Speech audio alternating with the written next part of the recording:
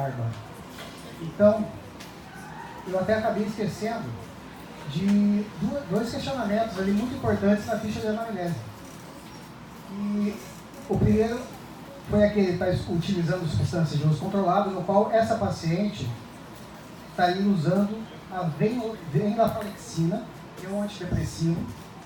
Eu acredito que a depressão hoje em dia seja muito frequente, principalmente no Brasil, vou falar daqui a pouco a respeito disso.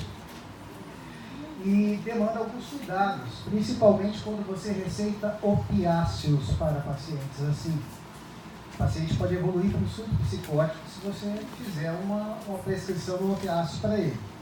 E uma coisa, há algo sobre sua saúde que não foi mencionado, nós temos que ter a humildade de falar para o paciente. Nós não sabemos tudo da área médica. Você tem alguma coisa diferente? Eu já tive pacientes que tinham deficiência de produção de enzima C1.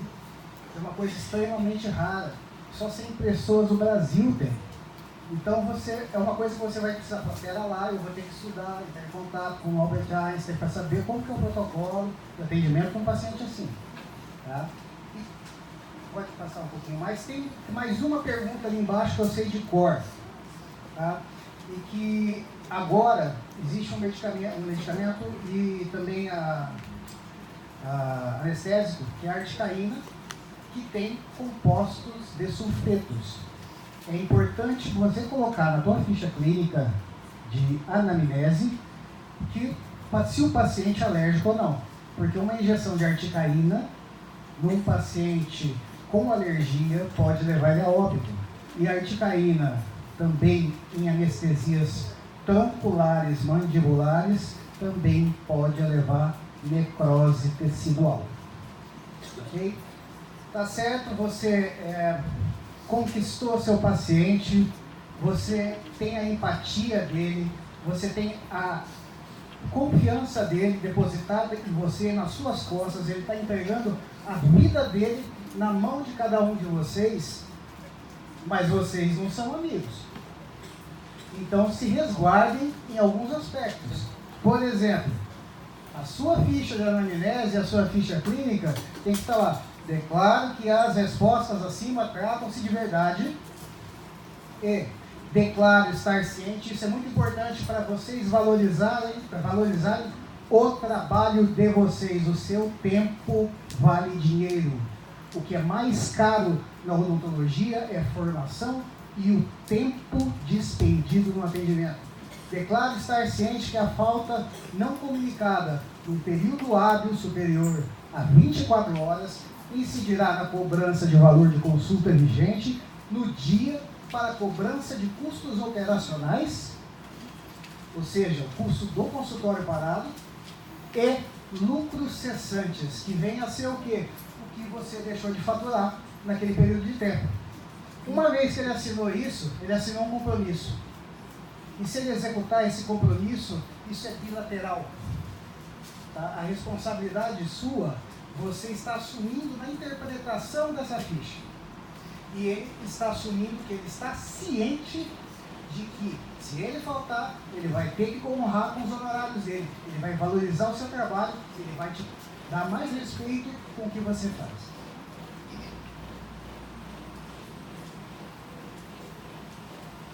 Bom, sempre para você estabelecer um bom diagnóstico,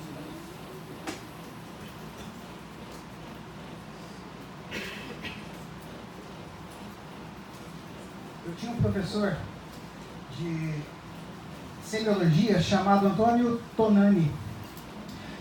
E ele sempre dizia pra gente o seguinte, isso lá em Londrina. Ele sempre dizia que se você não sabe o que o paciente tem, pergunta para ele. Ele vai responder. Uma hora ele te responde isso. Basta que você faça as perguntas certas, olhe para os lugares certos e teste os lugares certos. Ok? Se você não sabe o que tem, é só pergunta para ele e ele vai te dar a resposta. E com tudo isso de dados que você teve, tá, você tem que cruzar com os dados da queixa principal, os da anamnese e ficha cadastral.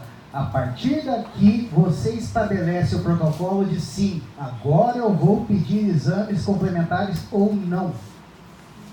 Agora eu vou fazer uma citologia esfoliativa. Agora eu vou fazer uma radiografia. Qual tipo? Vou fazer uma tomo. Vou pedir um exame de sangue laboratorial. Vou fazer a glicemia na hora. Tenha o glicosímetro no teu consultório. Também, além do esfigmomanômetro, para ver a pressão do paciente. Como é que está a glicose daquele paciente? Tá? Tudo isso levanta questões que podem evitar dor de cabeça para você e principalmente causar danos ao teu paciente, que é o nosso universo dentro da odontologia. Porque o paciente é tudo que é, tudo que foi, tudo que será para a odontologia. Dentro da vida clínica também, vocês vão se deparar com situações de dificuldades de vários aspectos. Vocês vão ter dificuldades técnicas. Ninguém nasce sabendo tudo e nós lidamos com a máquina humana, que é uma máquina perfeita que Deus fez, porém, não nos entregaram o manual de instrução. Cada pessoa é um indivíduo. Existe uma farmacogenética diferente para cada pessoa que você tem que avaliar. Algumas pessoas de algumas famílias respondem a determinados medicamentos de maneira diferente. E você tem que ter habilidade e presença de espírito para detectar isso, para corrigir os problemas. Uma coisa que eu tenho encontrado no consultório com muita frequência nos últimos 3 ou 4 anos é resistência a antibióticos. Eu nunca tinha feito um antibiograma até 3, 4 anos atrás. Fui obrigado a fazer. Pacientes menores de 16 anos. Isso é incrível, eles deveriam estar com o sistema imune bombando. Porém não, quem está bombando são as bactérias. Então é uma coisa que você tem que ficar de olho também. Essas dificuldades técnicas elas vão aparecer e você vai solucionar como? Leitura, leitura, leitura, leitura e leitura. É só desse jeito. Eu tive um caso onde eu tive uma paralisia de nervo facial na aplicação de uma anestesia epitélio-mandibular num paciente. Eu tive uma anestesia de nervo oculomotor numa paciente que tinha várias placas assentadas na maxila e essa paciente só conseguia mexer o olho. Ou seja, eu sou premiado pelas exceções, graças a Deus. Então, isso não me deixou apavorado, por quê? Porque eu conhecia o livro de anatomia de cabeça e pescoço do professor Madeira de ponta a ponta. Era meu livro de cabeceira. Anatomia, matéria do segundo ano? Primeiro ano. Anatomia, básico. Isso me evitou de passar aproximadamente uma semana preocupado com o paciente, ou até voltar. Problemas de paralisia causados por anestesia volta ao normal. Mas o que fazer numa situação dessa? Você não pode deixar o olho aberto, porque ele vai secar no caso da paciente. Ela não tinha mobilidade em nenhum dos dois casos. Você vai ter que aprender a colocar um tampão nesse paciente. E aí, vai para casa, espera passar. Explica conscientemente para o paciente. Você não minta jamais, nunca minta para o paciente. Explique que é uma situação que pode eventualmente acontecer, vai passar e que ela fique tranquila. Você tem que apresentar para o seu paciente a mesma tranquilidade que o Lucas, que sumiu daqui, apresentou para a namorada dele. Tá? Porque se não fosse a tranquilidade, a impostação dele, com certeza ela teria caído fora. Estou certo ou estou errado? Ela está aqui? Tu faz o dom também? Então tá.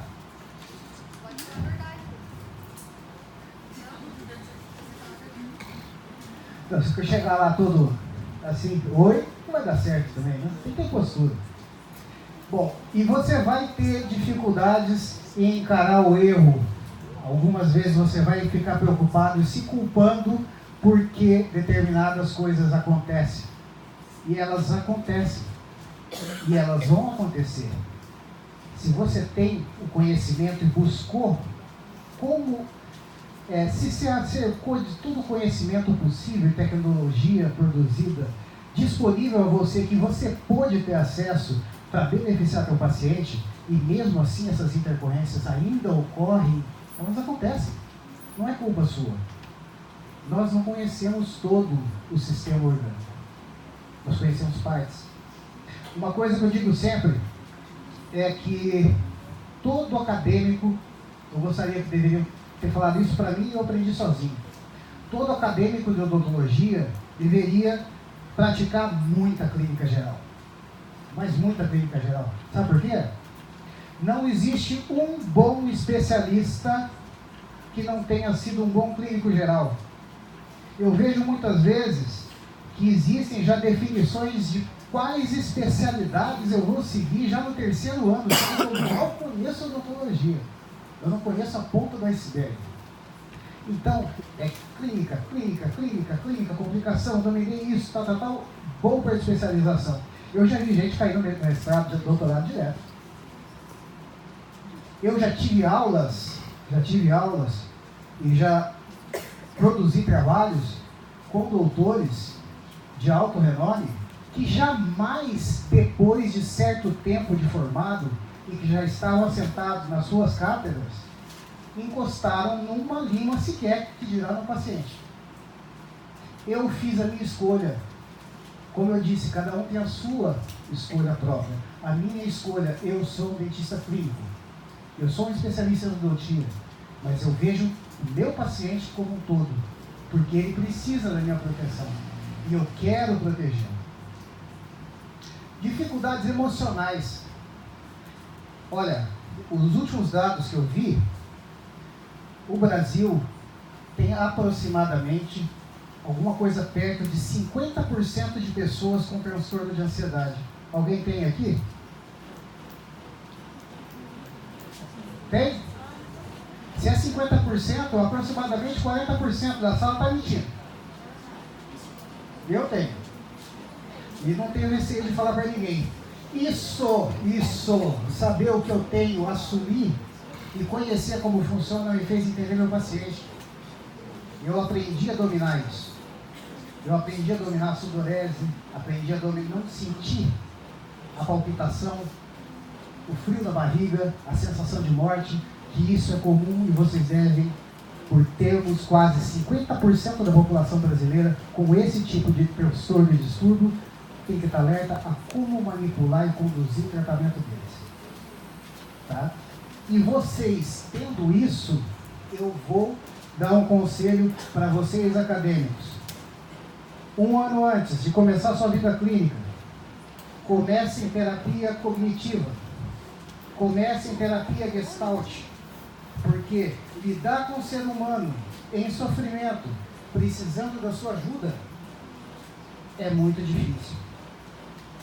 Você chega no consultório e ele joga um saco de tijolos ou um saco de cimento nas tuas costas, e se você não aprender a esvaziar esse saco de cimento quando você chega na sua casa, principalmente quem tem transtornos emocionais, você vai se autodestruir. E vai chegar o momento que você vai achar, apesar de você ser um excelente dentista, odontologia não é a sua praia. Então, meu conselho para vocês, terapia cognitiva ou gestalt ao final do curso de odontologia. Tá? E os psicólogos fazem isso também. Todos os psicólogos fazem terapia. Ok? E leitura, como eu falei do caso meu, com relação à questão das paralisias, com relação ao livro do Madeira. Leiam periódicos, consultem a internet.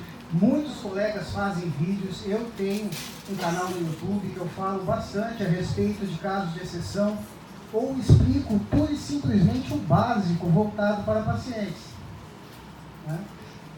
Eu falei com relação aos bisfosfonatos, né, que é uma situação recente na odontologia, 2012, né, tá aí batendo na porta, que eu tive que aprender a lidar com essa situação de osteoporose, meio que na marra, não existe um protocolo definido até hoje, então você vai ter que estudar o seu protocolo para lidar com uma situação dessa. Quantas pessoas têm calciopenia e quantas pessoas têm osteoporose? Ou pior, eu tratei um senhor uma vez que ele tinha um mieloma agudo, estava sob tratamento do pior tipo de bisfosfonato, que era o injetável. O injetável ele tem uma carga altíssima de bisfosfonato, além do ornato de potássio. O que isso decorre? Decorreu que além do risco de necrose que eu tinha com relação a esse paciente, ele tinha uma neuropatia aguda. Na época ninguém conhecia. Hoje, infelizmente, esse paciente faleceu. Porém, a culpa foi do dentista que a anestesia não pegava. Era um paciente, tinha os terminais nervosos e estavam gritando.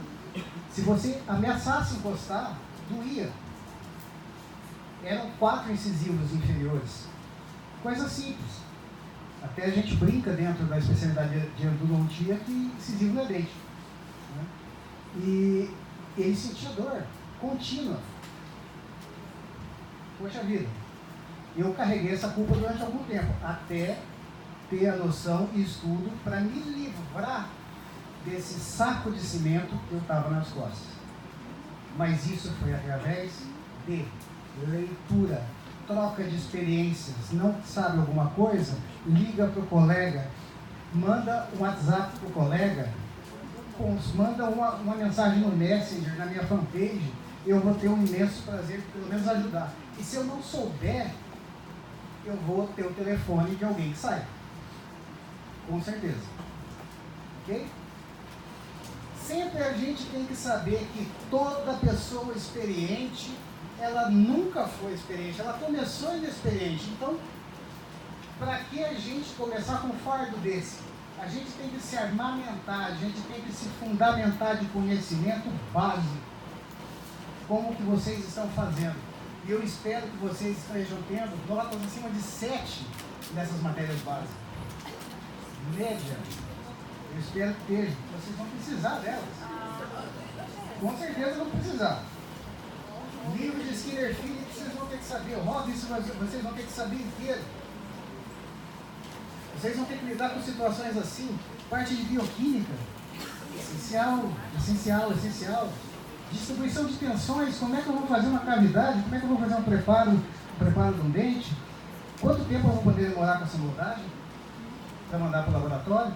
O que deu de errado nesse procedimento que eu fiz, que eu mandei para o laboratório e voltou, está completamente diferente? Isso acontece. Isso é o dia a dia da gente. E a gente tem que se questionar e se armamentar, prevenir. Se nós temos isso, consciência tranquila. Consciência tranquila. Nós procuramos o melhor para os pacientes. Nós cumprimos a nossa função como profissionais de saúde.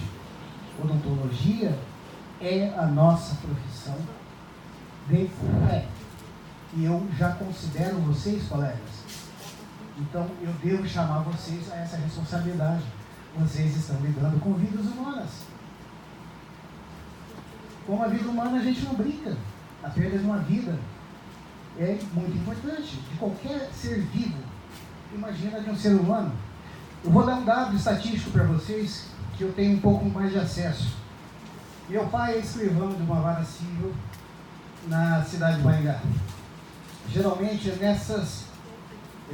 são nessas varas que são feitas falências, execuções e onde profissionais são acionados por imperícia com questões de ressarcimento de danos. Vocês sabem quantos falecimentos de origem odontogênica existem em Maringá por ano? Só que vai ser registrado como sepsis? 3. Isso na vara civil deles são 7. Então, temos que levar com seriedade. Eu chamo vocês para seriedade nessas matérias básicas, porque o básico é básico. Se você quer construir uma casa boa, você não vai colocar um alicerce mais ou menos. Ok? Vamos lá? Aí, com certeza, na presença do erro, da complicação, vocês vão ter um paciente muito parecido com aquele. E o que você vai fazer numa situação dessa? Manter a sua tranquilidade. Você fez o que pôde, você fez e se guardou e se resguardou de tudo que podia. Então, você não tem que se preocupar. Mantenha-se calmo. Na maior parte das vezes, o paciente só quer exacerbar e colocar para fora as frustrações que ele tem por algum motivo com relação ao tratamento. O que você deve fazer é explicar, e muitas vezes, como eu já fiz: olha, eu acredito que eu fiz errado. Eu gostaria de ter novamente a sua confiança para que eu pudesse tentar outra vez. Tentei outra vez. Só que dessa vez com conhecimento muito mais aprofundado. E deu certo. Houve só uma situação que eu fiz 3 tentativas. O paciente foi muito bonzinho comigo. Mas isso é raro. Mas escutem o paciente satisfeito. Ele quer ser ouvido. Não bata a boca. Mais vale um bom acordo do que uma demanda. Isso os advogados falam, não vale a pena que esse paciente te acione. Pode subir? Conversa sempre é o principal, eu vou falar sempre. Conversa. Bata papo. Você descobre sobre odontologia, você descobre sobre a vida, você descobre sobre ciência. Você enriquece a sua vida com cada paciente que entra pela porta do seu consultório. Cada um deles te traz algum tipo de informação. Eu atendi um médico anestesiologista uma vez que me ensinou uma coisa fantástica que eu vou entregar para vocês. É um troço simples. Vocês ainda não tiveram contato com o paciente, acredito, ou que já tiveram? Segundo ano já? Tá ok. Então é o seguinte, alguns pacientes... Tchau. Alguns pacientes, eles desenvolvem uma náusea muito forte, decorrente de medicamentos. Eu lembro que a minha primeira moldagem na faculdade, a paciente vomitou em mim 3 vezes.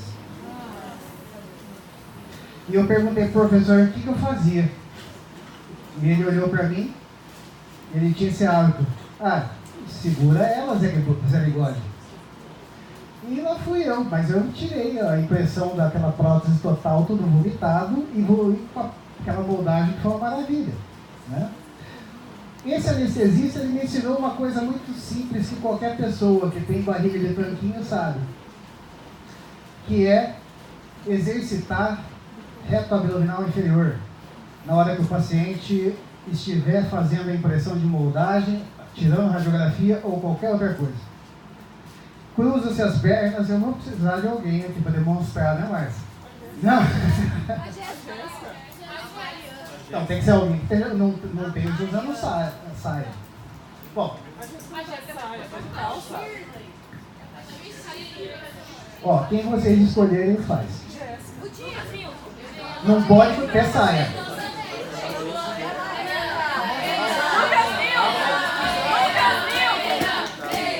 Ó, Renan, pra você.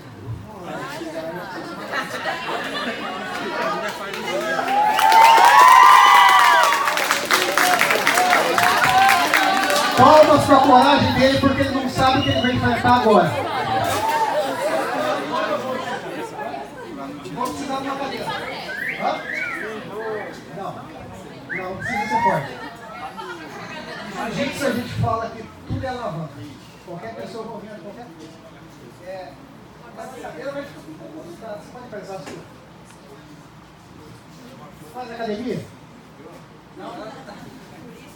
Começa a fazer, porque senão um dia a idade vai te cobrar. Senta aqui um pouquinho. O paciente, ele vai ficar em uma posição, ele vai estar na cadeira com as pernas um pouco pouco mais estendidas, né? Porque a cadeira tem um apoio para isso. E você vai cruzar as pernas na altura do joelho. Aqui. Eu vou apoiar aqui para a rodinha não. Exatamente. Não causar uma... É para você nunca bater a cabeça lá embaixo, ou na quina ali, viu? Não pode, por favor. Tá? E você vai fazer o que a partir daí? Sem dobrar os joelhos, mantendo os dois joelhos juntos, você vai levantar a perna reta. O que vai acontecer com um movimento desse? Você sentiu essa região aqui embaixo, né? Então, ótimo. Isso é um excelente exercício para pegar e definir a parte de baixo do abdômen. Mas, na odontologia, nós podemos usar esse tipo de movimento aqui para prevenir um vômito na sua cara. Tá ok? Pode descansar, tá? Já pode voltar para o lugar. Tá.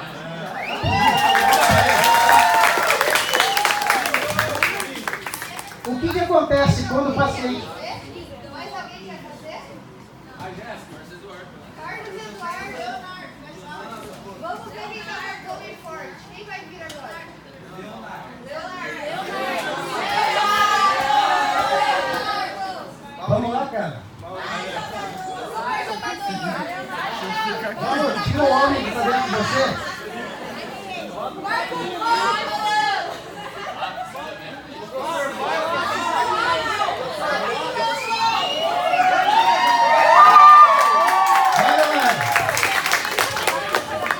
Leonardo, tira esse homem de dentro de você, rapaz.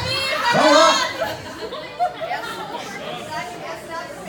Precisa fazer academia. Lava os joelhos, um sobre o outro. Tá bom. Agora tá mais direito. Agora levanta a ponta da direita. Encosta na minha mão. Não, tem os pés. Então, sentiu, deu pressão aqui embaixo? Então você conseguiu cumprir o desafio, ele tirou a camiseta dele. Gente, quando você tem uma situação desse movimento, o cérebro ele fica dividido. A mesma área do cérebro que é responsável para produzir o reflexo de náusea, que é a região vasogástrica, ela fica confusa, ela tem que dividir a atenção em duas coisas diferentes, que é manter essa pressão reto-abdominal baixa e sentir náusea. Com isso, o que você tem? Você tem um paciente que não vai vomitar na sua cara. Simples. São coisas simples assim que a gente descobre, às vezes, num bate-papo com o paciente. Com o anestesista, que é paciente teu. Troca de informações. Isso é muito importante. Por isso, conversa é principal. Colega, paciente, médico, seja quem for. Vamos lá? Calmo e assertivo. Sempre entendam o que é assertividade. Assertividade é a ausência total e completa de emoções dentro da transmissão de uma informação. Isso é uma comunicação assertiva. Eu não tenho sentimentos negativos nem positivos com relação a isso, eu exponho fatos. Isso é característico de um cientista. Todos e cada um de vocês aqui dentro são cientistas a partir do momento que ingressaram nessa faculdade e se vocês, por escolha, livre escolha, decidiram ser. Ok? Nunca questione o que o paciente sente, porque só ele é capaz de perceber essa sensação. Cabe a você investigar qual a origem. Cabe a você estudar. E se não der conta, por que não passar para outra colega que consiga? Eu já fiz isso. 20 anos de casa, 55 mil procedimentos de alta complexidade realizados. Um monte de bucha que eu já peguei. Eu assumo todos os erros com relação ao paciente, todas as complicações e assumo principalmente quando eu não consigo dar conta do recado, mas eu tenho o telefone de quem consegue. Isso é importante. Ok? Vamos lá? Como eu disse, 50% da população brasileira é ansiosa. Como lidar com o paciente ansioso? Nós temos duas formas básicas de lidar com o tratamento do paciente ansioso. Uma é a iatroterapia e a outra é a terapia medicamentosa. A terapia medicamentosa eu posso entrar para reduzir a ansiedade do paciente, seja através de um clonazepam ou benzodiazepínico qualquer, óxido nitroso, sedação, etc. e tal. Isso é a forma medicamentosa. Raras vezes eu usei. Eu prefiro a iatroterapia. O que é a iatroterapia? Você dá informações ao paciente, você transmitir confiança ao paciente. Nunca continue um tratamento em um paciente que tem uma crise ansiosa no teu consultório, porque esse é um processo que vai se multiplicando. Ele vai ficando cada vez mais ansioso até chegar a um ponto que ele vai estar com dito de borracha na boca e vai sair correndo do teu consultório. E nunca mais vai voltar. E provavelmente vai preferir arrancar todos os dentes da boca do que enfrentar qualquer outro tratamento odontológico na vida. Dali. Vamos lá? O paciente depressivo também, 30% da nossa população, inclusive se fusiona o paciente depressivo com episódios de ansiedade. Só que o paciente depressivo, ele pode ter uma situação em consultório que se chama surto psicótico, frente a alguns tipos de medicamento, que seria interessante nós sabermos. O paciente depressivo é aquele que vai ter sempre uma negatividade com relação ao tratamento, então vai sempre precisar de um pouco mais de reforço com relação à probabilidade. Eu estou falando probabilidade, nunca lidam para o paciente. Com relação à probabilidade real de sucesso do tratamento e a necessidade que ele precisa. Ok? Se houver, como aconteceu já várias vezes no consultório, o paciente por motivo inesperado começa a chorar, seja mais calmo que ele.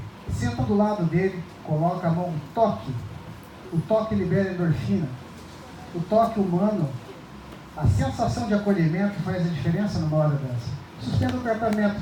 Você já perdeu essa hora, mas não vai cobrar dele. Você já perdeu essa hora. Então, converse, compreenda, acolha. Porque quando passar essa crise, que elas sempre passam, você vai ter o paciente novamente ali, tranquilo, para a execução do tratamento. Oi? Ah, tá. Alguém se incomoda com essa imagem?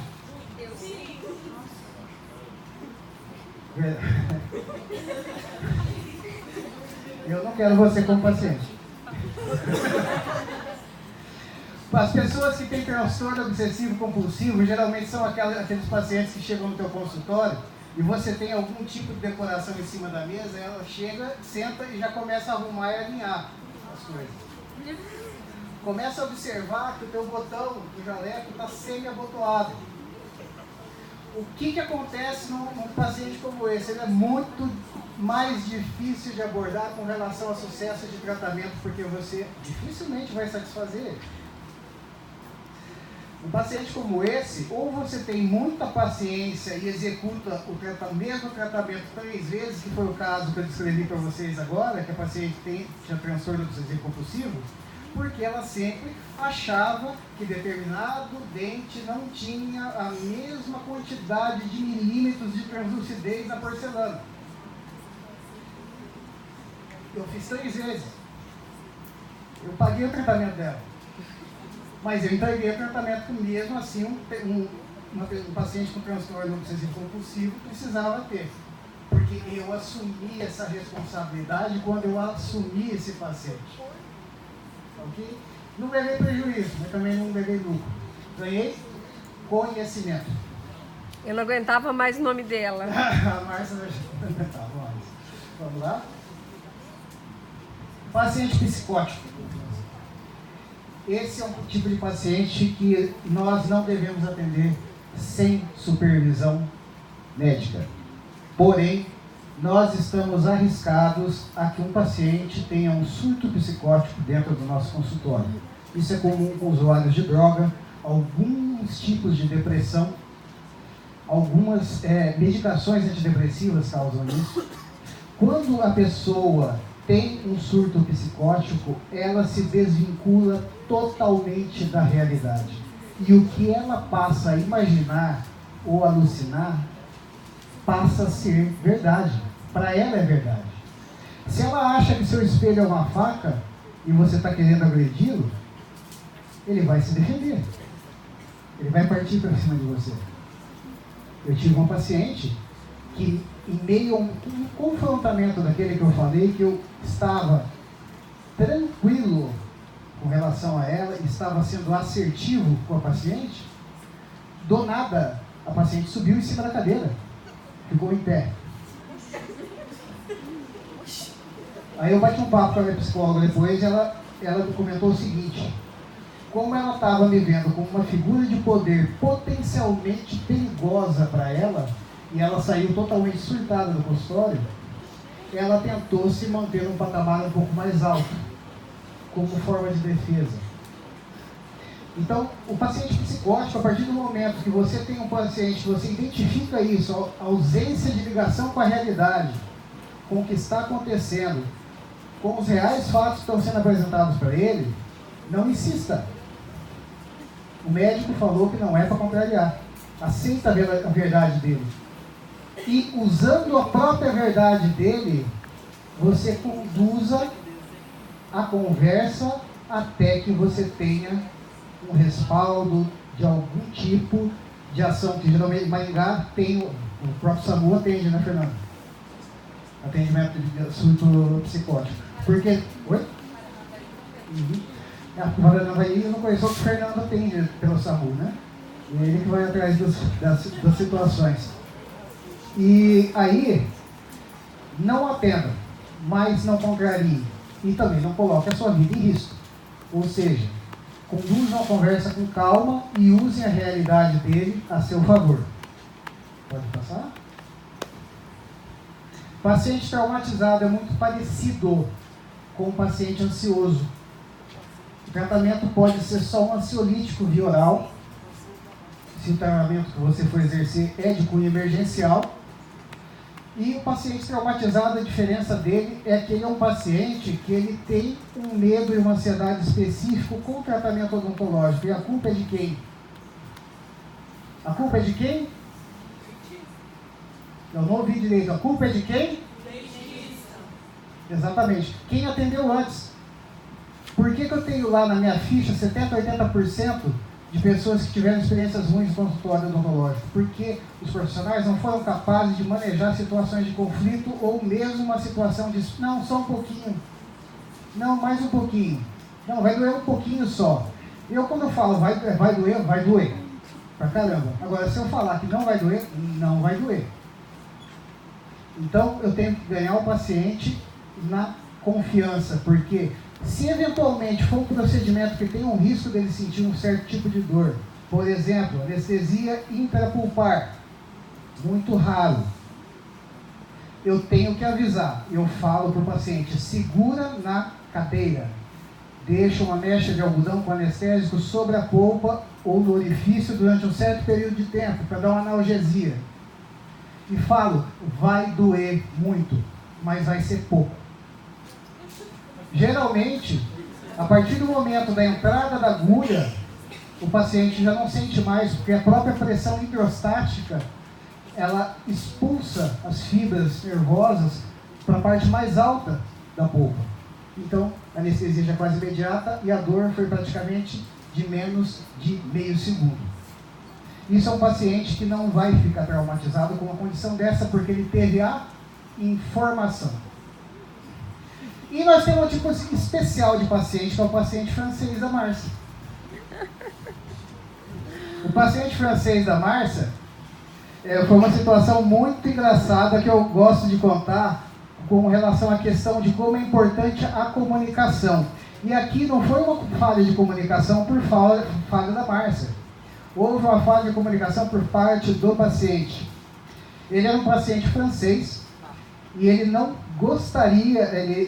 queria dar o braço a torcer de que ele não dominava a língua.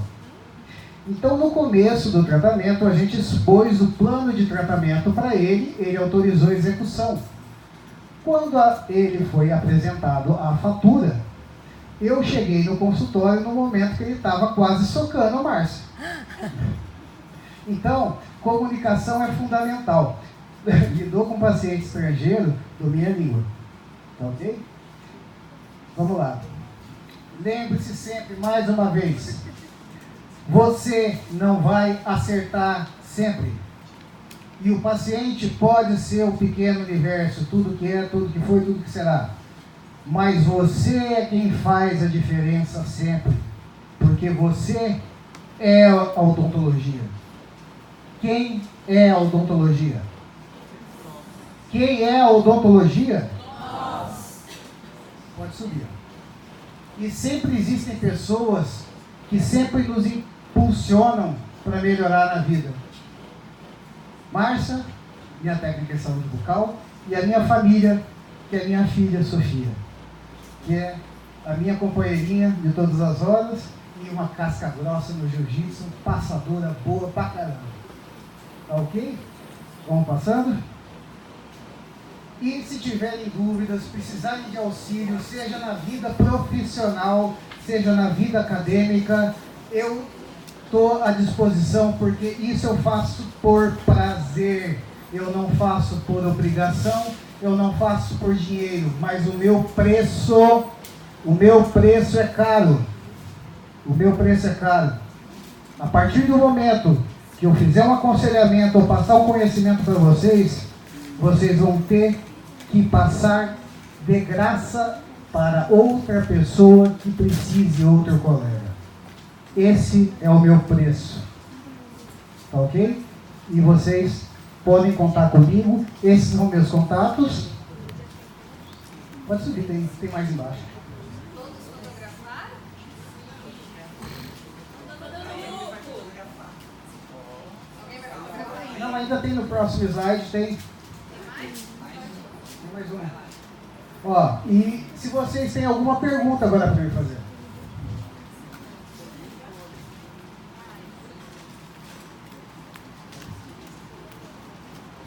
Eu não acho que eu tenho papo. Emily, você quer perguntar, Emily? Essa daqui, ó. Emily, pode perguntar, Emily.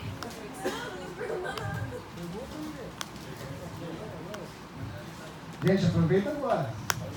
Dá para resolver ao vivo, mas dá para resolver online. Bom, continue isso. Melocoton falou que quer falar. Melocoton? Só repetiu. Melocoton ela é de Muppets, da década de 70. A Letícia. A Letícia? Não? Jogador de futebol. Amanda Struzani. Não. A Cleide quer perguntar. Aqui na frente, Cleide.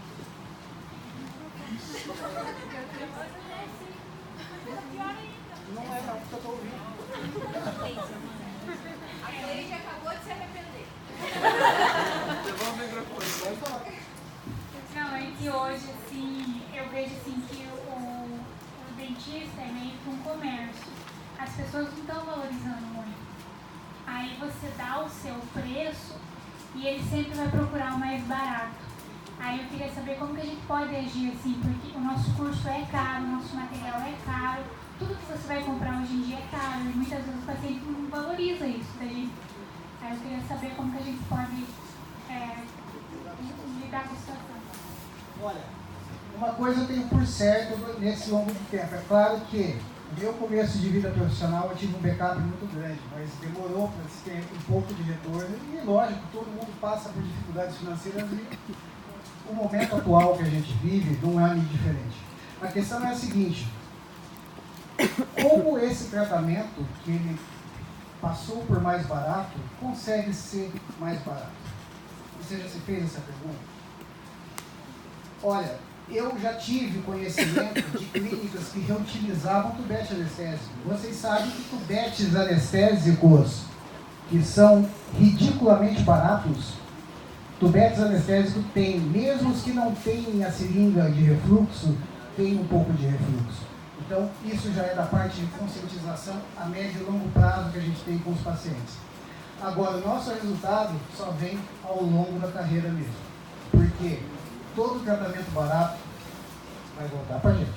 Só que aí, meu conselho é, meu preço era X, agora é 2. Esse é o jeito que eu encaro no consultório. Respondeu? Mais alguém? Mais alguém? Heloísa. Fechou? Fechou. Qual que é a pergunta, Heloísa? Rafael.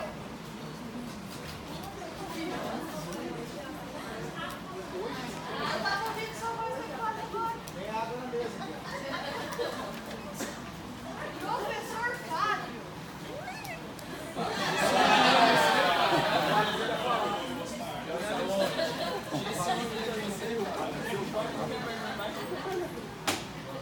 Mês que vem eu serei demitida. Deixa eu ver se tem mais alguma coisinha.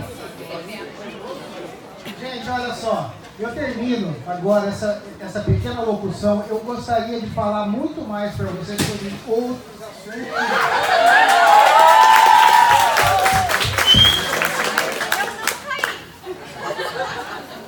Sobre outros assuntos que eu gostaria que tivessem falado para mim quando eu estava no primeiro, segundo, terceiro, quarto, quinto ano de odontologia, ou mesmo na especialização.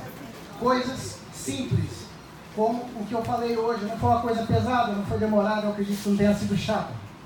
Então, eu gostaria de voltar outras vezes, se vocês assim o quiserem, para falar como que eu vou montar meu consultório, qual a minha perspectiva de trabalho no mercado de trabalho dentro da odontologia, como que eu devo agir em determinada situação específica e trazer alguns casos clínicos reais para vocês verem na prática. Mas eu gosto de fazer isso de uma forma lúdica, simples e de fácil acesso. Porque informação que não é acessível é informação inútil. Livro parado é livro inútil. Usou, passa para frente. Tá? Então a vida é passageira. E faça o seu melhor. Faça o seu máximo em benefício do pequeno universo que é seu paciente e em benefício de si mesmo. E café é vida. E eu estou sem tomar café há um certo tempo. E já estou começando a surtar. Gente, obrigado. Eu agradeço muito ao professor Fábio. Agradeço ao convite da UFAPESP. E espero ter